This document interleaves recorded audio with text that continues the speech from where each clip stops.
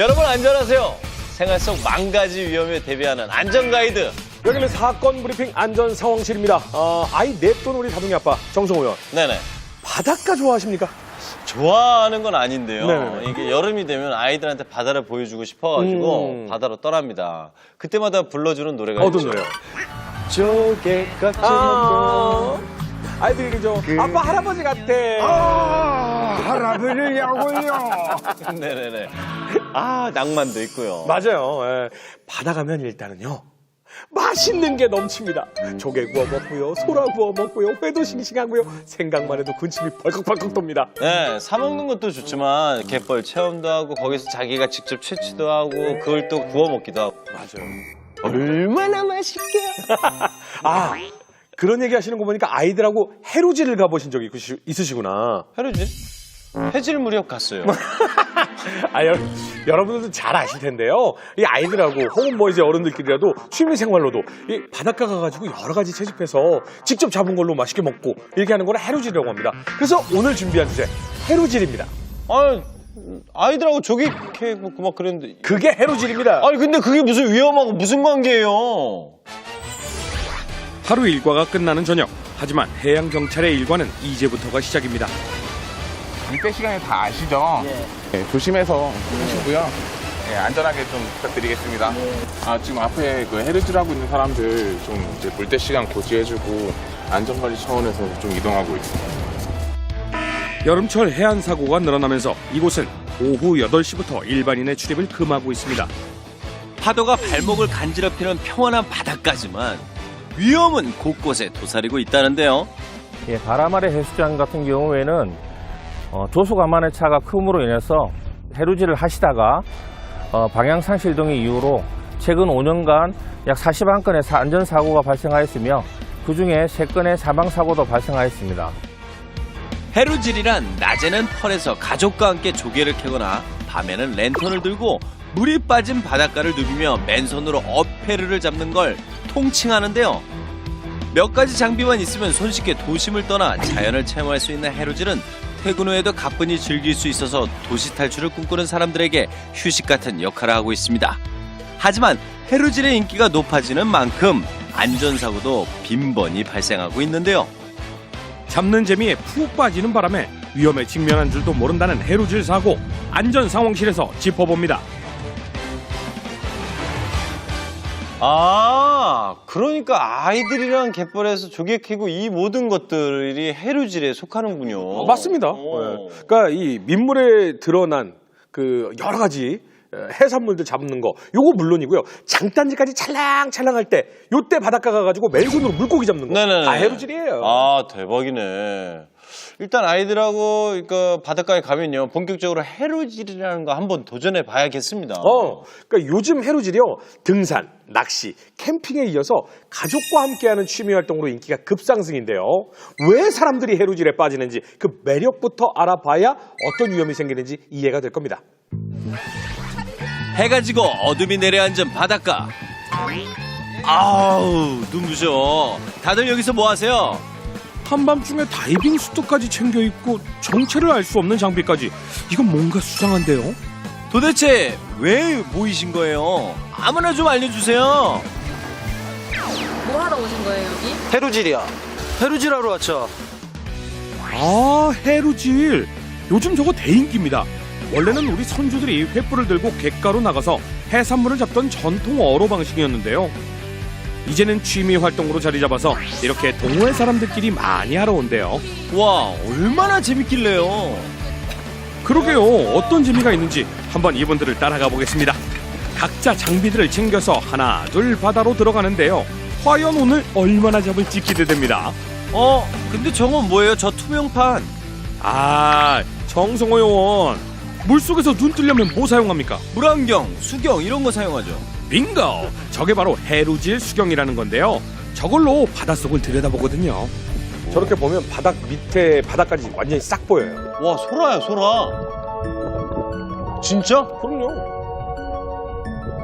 미리 그 사전에 와가지고 깔아놓은 거 아니에요? 되게 신기하다. 아직 놀라긴 이릅니다. 이번엔 뭐가 나오는가 하면 와, 딱새우 아니에요? 와, 이거 진짜 맛있는데. 에, 설마 저희 낙지도 잡을 수 있다고요? 낙지네요. 아우 그럼요. 일단 눈에 보이기만 하면 잡는 건 시간 문제입니다. 와, 진짜 해보고 싶다. 이렇게 쉬운 줄 몰랐어요. 원래는 이제 식당이나 뭐 바다 뭐 항이나 그런 데 가서 수산시장에 나가서 돈 주고 사 먹는 거를 내가 직접 이렇게 잡아서 사랑하는 가족들과 먹을 수 있는. 사실 낚시를 좋아하는데 낚시는 물 밖에서 잡잖아요. 근데 해루질은 물속을 보면서 직접 잡는 그 재미가 있더라고요. 가족들이랑 가면 얼마나 신기하겠어요, 저게.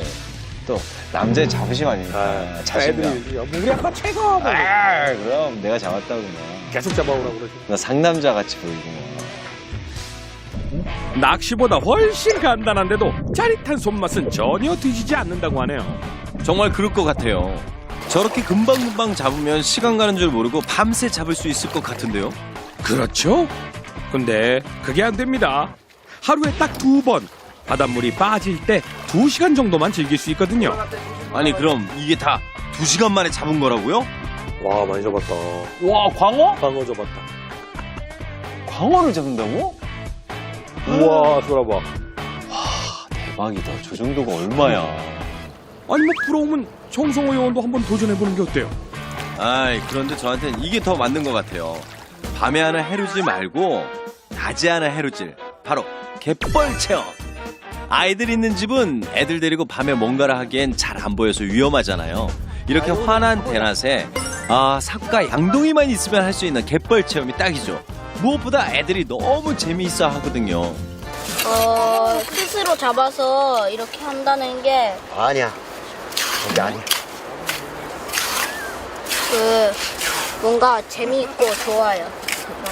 애들 체험학습도 되고 하니까 그리고 자연하고 노는 거니까 좋은 것 같아요. 오, 크다. 네, 우리 둘이서 아주 큰 조개를. 와, 우리 둘이서 아주 큰 조개를 잡았어요. 저희 둘이서 백합 아닌가요? 네. 맞는 것 같아요. 백합인 것 같아요. 네, 큰 거 왕족이랑. 국물 내면 좋죠, 저거. 맛있네.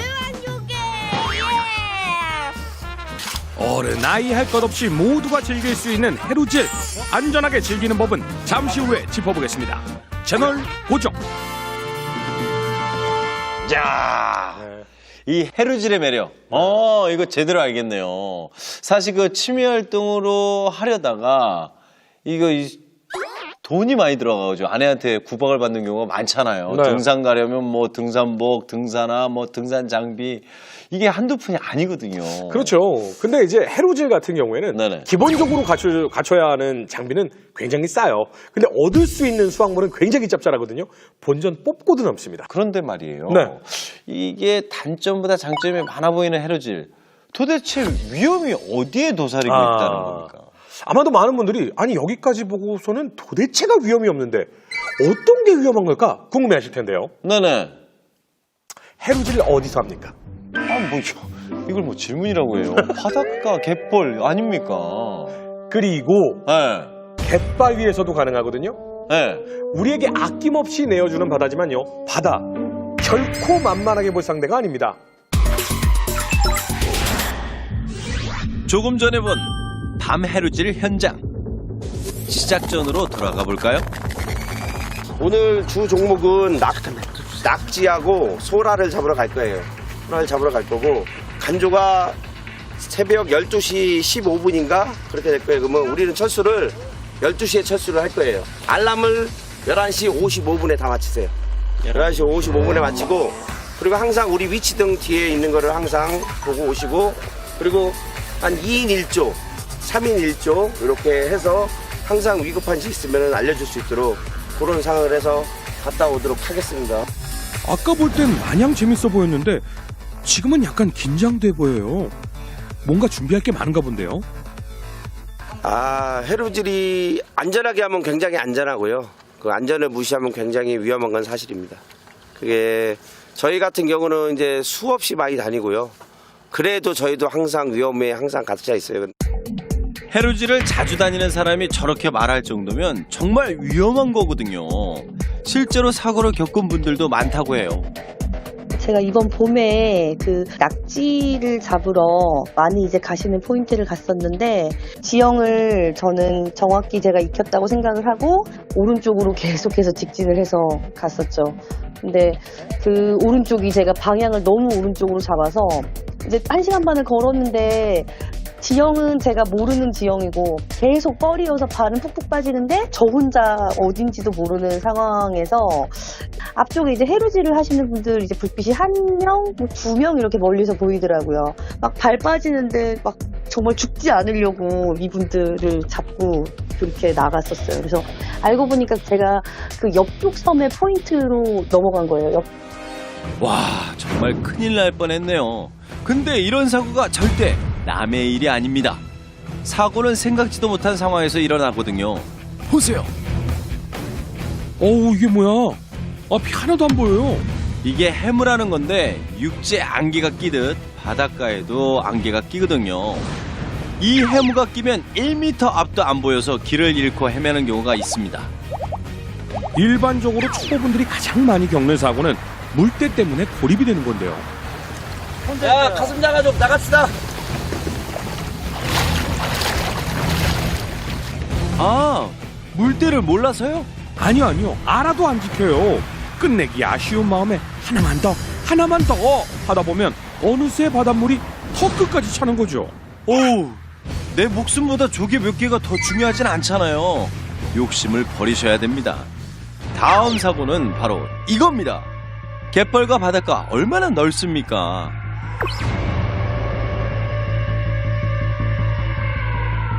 중간중간 내가 돌아가야 할 출구 방향을 확인하지 않으면 어느 순간 길을 잃고 갯벌 미아가 될 수도 있습니다. 수중 해루질할 때 더욱 조심해야 하는 사고도 있는데요. 조리가 거센 곳에서 갑자기 밀려온 파도에 휩쓸릴 뻔했다는 분들도 많더라고요. 다 위험천만하네요. 그렇지만 경험자들이 꼽는 가장 위험한 사고는 바로 이겁니다. 가장 위험한 곳이 갯골이에요. 갯골인데 저희도 갯골은 안 갑니다. 아예 안 가고. 밀물과 썰물이 오고 가면서 생긴 물길. 이게 바로 갯골인데요. 고랑처럼 다른 곳에 비해 움푹 파여 있어요. 어떤 갯골은 깊이가 1m도 넘는데 이렇게 바닷물이 빠졌을 땐 갯골이 잘 보이지만 바닷물이 차면 절대 안 보입니다. 아, 그럼 갯벌을 걷다가 그냥 한 발 내딛었는데 1m 아래로 쑥 빠지는 거네요. 그렇죠. 갯골은 물살이 빨라서 빠져나오기도 힘들어요. 그럼 갯골은 꼭 피해야 할 텐데 어디에 있는지 알아야 피하죠. 깜깜하면 아무것도 안 보이는데요. 갯골을 막기 위해서는 가장 확실한 건 낮에 와서 화냈을 때 지형 탐사하는 게 가장 좋습니다. 그거는 갯골이 가장 위험하니까. 바위에 붙은 홍합과 고등을 따고 물 웅덩이에 갇힌 물고기를 건지고 널려있는 다시마, 톳을 줍고 그야말로 노다지라 볼 수 있는 갯바위 해루질. 하지만 어패류의 날카로운 껍질에 베이거나 바위 위에서 미끄러져 크게 다칠 수도 있고요. 이렇게 물이 차오르면 갯바위가 순식간에 섬으로 변해버리니까 조심 또 조심해야 합니다. 어휴, 세상에나. 이 갯골이 이렇게 위험한 줄 몰랐네요. 네. 프로분들 같은 경우에는 자기가 가야 할 곳, 앞으로 갈 곳을 미리 낮에 가서 확인 싹 해놓은 다음에 그 다음 밤에 나갈 만큼 갯벌이 얼마나 무서운지 알고 계시거든요. 하긴 그 밤바다 가보면요. 네. 앞이 캄캄해서 잘 안 보이거든요. 맞습니다. 아무것도. 네. 방심하는 순간 위험하다, 방심하는 순간 사고가 벌어진다라고 하는 해루질, 사고를 막기 위해서 미리 체크해야 할 게 있습니다. 해루질할 때 꼭 기억해야 할 것 바로 만조와 간조인데요. 만조는 바닷물이 가장 많이 들어왔을 때, 간조는 그 반대인 상황을 말합니다. 그러면 해루질은 만조와 간조 사이에 주로 이루어지겠네요. 그렇죠. 하지만 이 시간이 2시간 남짓 되기 때문에 밀물에 고립되는 사고가 빈번히 발생합니다. 아니 물이 들어오면 빠져나오면 되지 않습니까? 과연 그럴 수 있을까요? 성인이 평지를 빠르게 걸을 때 평균 속도는 시속 4km인데요. 밀물이 들어오는 속도는 우리 걸음보다 2~3배 정도 빠른 시속 15km 정도입니다. 게다가 갯벌은 발이 푹푹 빠지는 곳이 많기 때문에 평지에서 걷는 속도보다 더 느려지죠. 그러면 아차 하는 순간에 바닷물이 코앞까지 밀려올 수 있겠네요. 또 해루질할 때 보통 육지로부터 1km 이상 떨어지니까 안전하게 대피하기도 어렵겠어요. 맞아요. 밀물이 들어오는 걸 확인한 후 재빨리 육지로 이동하려다가 갯벌에 빠지면 정말 위험한 상황이 발생한다고요. 해루질할 때 유의해야 할 기상 상황은 밀물뿐만 아닙니다. 갯벌에서는 국지성 해무, 일명 바다 안개도 조심해야 하거든요. 여름에 해무가 잘 끼는 이유도 있다면서요? 맞습니다. 해무는 일교차가 큰 4월에서 10월에 주로 나타나는데 특히 7월에 가장 많이 생기거든요. 해루질을 많이 하는 시기도 이때라서 해무 때문에 방향을 잃고 조난당하는 일이 잇따르는 겁니다. 중부 해양경찰청에 따르면 해무에 갇혀 고립되거나 방향을 상실한 사건이 7월 3일과 4일 이틀 동안 무려 6건이나 발생했다고 합니다. 자주 가던 곳이니까 뭐 별일 있겠나 하고 이제 해루질을 들어갔거든요. 해산물을 채취하고 있는데 어느 순간 해무가 아주 짙게 끼고 있더라고요. 이러다간 안 되겠다 싶어서 나가려고 바닷길을 그냥 쭉 걸었거든요. 끝없이 걷는데도 육지 쪽으로는 나오지는 않고 계속 끊임없이 그냥 망망대해에 진짜 아무것도 없는 그 길만 무조건 걸을 때 진짜 무서웠어요. 한 찹도 안 보이지, 물은 계속 들어오지, 이러다 죽겠다 하는 그런 생각이 많이 들었어요. 어느 쪽이 육지인지 분간이 어려워서 무작정 걷다가 탈진이 오거나 바닷물이 밀려 들어오면 고립되는 경우도 많겠네요. 맞아요. 그러니까 안개가 끼기 시작한다면 즉시 해루질을 멈추고 갯벌을 나와야 합니다. 물때와 해무 등 바닷가 기상 정보는 매일 고지되니까 해루질 가기 전에 꼭 확인하세요. 바다 날씨만큼 변화무쌍한 게 없다라는 말이 있습니다. 그리고 절대로 빼놓지 말아야 할 것이 물때 체크입니다. 물때요. 이게 멀리서 볼 때는 바닷물이 굉장히 천천히 움직이는 것 같은데 라는 생각을 할 텐데 이거 아차하는 순간 무릎이 아니라 턱 밑까지 물이 차버려요. 맞아요. 저는 이걸 경험을 해봤거든요. 그래요? 저는 이제 촬영장에 가서 분명히 바닷물이 저기 들어오는 게 보이는 거예요. 천천히 네네. 차오르는 게. 근데 이 바닷물보다 저희가 속도가 저희는 이제 걸음걸이니까 빨리 네. 가겠지라고 했는데 어느 순간에 보니까 무릎이 차 있는 거예요. 제가 어렸을 때 조개 죽다가 정말 큰일 날 뻔한 적이 있는데 바닷물이요. 내 앞쪽은 아직 괜찮아요. 앞에. 뒤부터 물이 차는 경우가 있어요. 육지서부터? 네, 그러니까 파여 있는 부분이 있거나 더 들어가는 가운데 부분이 있으니까 있어서 갯벌 가운데 있으니까. 내가 돌아가는 길을 막는 경우가 있어요. 그러니까 옆으로 들어오는구나 물이. 그래서 이제 물 들어온다 나가자 하고 뒤를 돌아봤는데 뒤에는 물이 찰랑찰랑한 거예요. 순식간에 막 겁이 막 너무너무 들잖아요. 그러면 어떻게 되냐면 사람이 이걸 빨리 빠져나가야 되는데 어디 높은 데는 없나 찾는 거야. 나갈 생각 안 하고 그러면 큰일 나지. 이미 물이 발목까지 막 올라오니까. 그래서 제가 그 산 같은 데 올라가가지고 동생하고 같이 올라가가지고 어떡하지 하면서 있는데 다행히 이제 마을 주민이 저희를 보고 구해주고 오신 적이 있어요. 이게 시간을 정확하게 체크를 하셔야 된다는 거. 그만큼 중요하고 물이 찬다 그러면 빨리 나오셔야 되는 거. 그렇죠. 하나 더 잡자 이 생각 버리시기 바랍니다. 그렇죠. 그래서 준비한 해루질의 안전지식 저희가 정리해봤습니다. 위험천만한 해루질. 하지만 이것들만 숙지한다면 안전하게 할 수 있습니다. 그게 뭔데요? 알려주세요 제발. 저 해루질 하고 싶단 말이에요. 해루질을 할 경우에 해루질 장소에 물대표를 확인하시는 게 최우선입니다. 언제 물이 들어오고 언제 물이 나가는 시간을 꼭 확인해 주시고 또한 꼭 2인 1조를 하셔야 됩니다. 그래 하셔서 한 사람이 만약 사고가 당하더라도 나머지 한 사람이 안전사고를 위해서 신고를 할 수 있도록 꼭 2인 1조를 하여 주시고 안전사고를 미리 예방할 수 있으면 좋겠습니다. 물대표를 숙지하는 건 기본 중의 기본. 그리고 또 필요한 게 있답니다. 해루질 고수들이 말하는 필수 장비 3가지. 장비면 비싼 거 아니냐고요? 전혀. 방수팩, 나침반, 호루라기 이거면 됩니다. 방수팩은 왜? 알았다. 착각. 기념사진 찍어야 되니까 맞죠? 네, 아니고요. 네, 오늘 물때 시간은 12시 15분이니까 이제 알람 다 맞춰주시고요. 간조 시간 전에 알람을 맞춰놓고 해커 철수하시죠. 알람이 울리면 바로 나오는 거지요. 그래서 휴대폰이 물에 젖지 않도록 방수팩을 꼭 준비해야 합니다. 또 해양수산부가 개발한 앱 해로드 이거 꼭 가셔야 됩니다.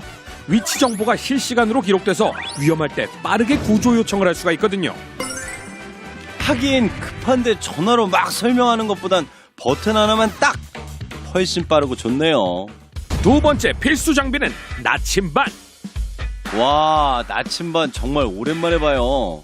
그런데 요즘 휴대폰에 다 GPS 기능이 있는데 왜 나침반이 필요해요? 귀찮아하면 안 됩니다.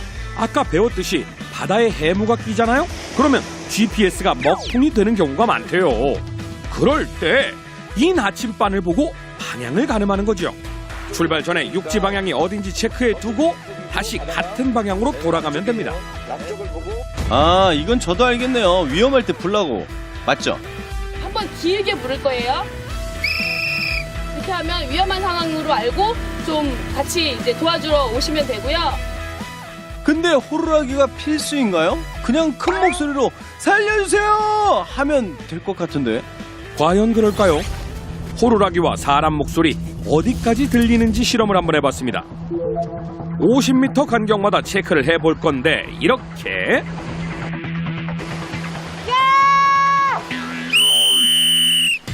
번갈아가며 소리를 냈을 때 파란 깃발을 들면 들린다.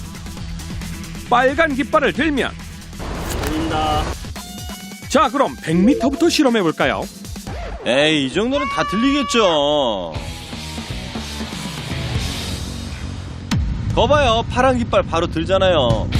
마찬가지로 호루라기를 불었을 때도 잘 들리네요. 이번엔 50m 뒤로 이동해서 다시 그럼 150m 가보겠습니다.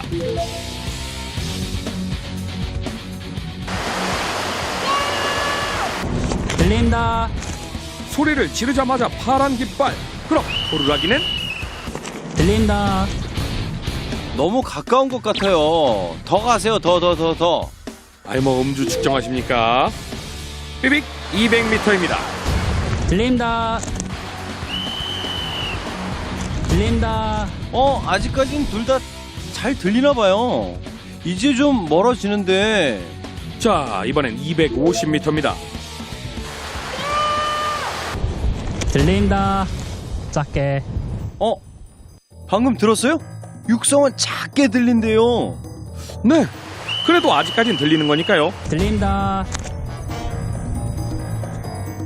다음은 300m 거리인데요. 와, 이제는 너무 멀어서 사람이 점으로 보입니다. 자자자자, 소리 지르는 분 힘내십시오. 젖 먹던 힘까지 고! 깃발이 안 올라오는데요?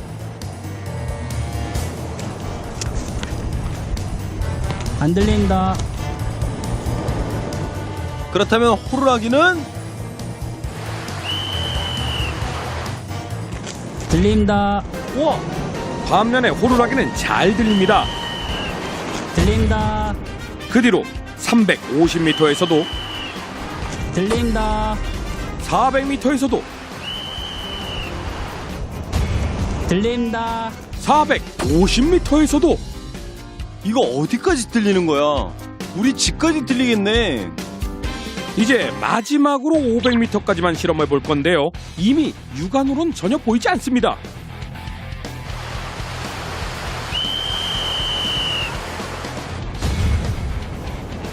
과연? 작게 들린다. 와, 이거 진짜 놀랍다. 놀랍죠? 250m까지만 들린 육성에 비해 호루라기 소리는 무려 500m까지 들렸습니다. 저희가 500m까지만 실험을 했는데요. 이것만 해도 벌써 2배 차이입니다. 이건 정말 인정 안 할 수가 없네요. 이제 왜 호루라기가 필수 장비인지 아셨지요? 앞으로는 목에 꼭 걸고 나가세요. 와, 500m 거리에서 이 호루라기 소리가 들린다니까 이 호루라기 위력이 예상보다 굉장하구나. 맞습니다. 꼭 우리 아이들한테 이거 어디 놀러 갈 때, 해루질하러 갈 때 꼭 챙겨서 목에다 걸어줘야겠다라는 생각이 들었습니다. 근데 이 대목